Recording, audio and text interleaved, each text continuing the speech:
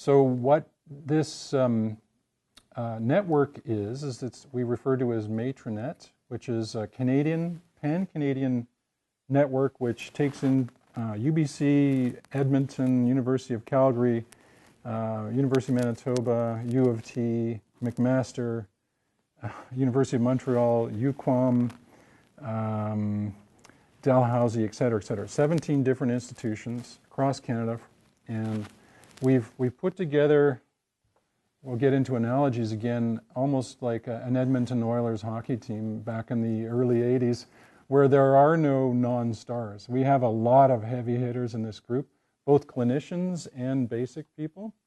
And so we're going after everything from atrial arrhythmias, which are linked to fibrosis, to COPD, to IPF, idiopathic pulmonary fibrosis, pulmonary arterial hypertension, you name it. But we've picked the best people to do this work.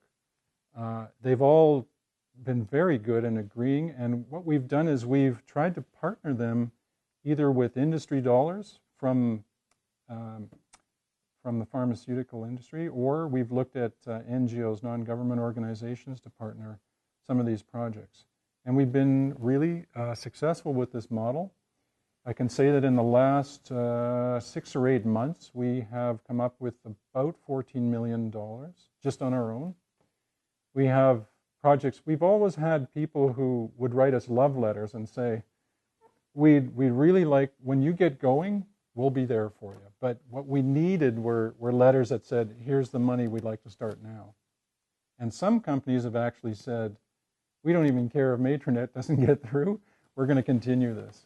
So that's the kind of support we're looking for, and we've received it. So that's allowed us to budget for about $40 million over the next 5 years.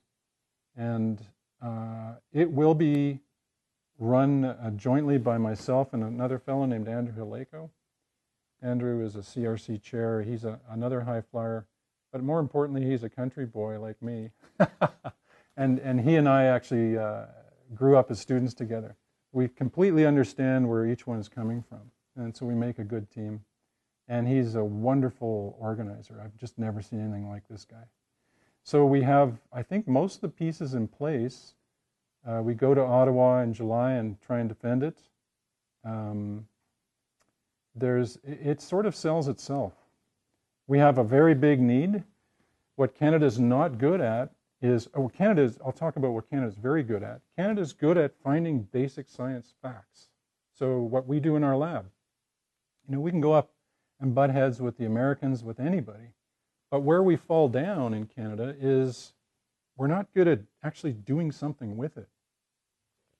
So there's reasons for that. I think maybe we have a weakness in the biotech sector in Canada across the board.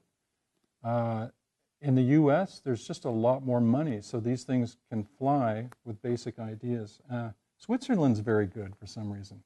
The Swiss are probably best in the world at it. And a lot of Northern European countries are very good. But Canada is ranked about number 24. So that's not a good place to be. We go from number 2 or 3 perennially in research, pure research, basic stuff, to 24 and putting the boots on the baby, actually getting that science out there to the clinic. So what we want to do eventually is we want clinicians to think about, when they think about diabetes, to think about fibrosis, think about cardiac fibrosis in diabetic cardiomyopathy. If you went and asked 9 or 10 of them right now, maybe one would say, oh yeah, there is some fibrosis there. So when it comes to, thinking about treatment strategies, it's just, in Canada right now, it's nowhere. So we want to push that along, and we think we have a pretty good case for it.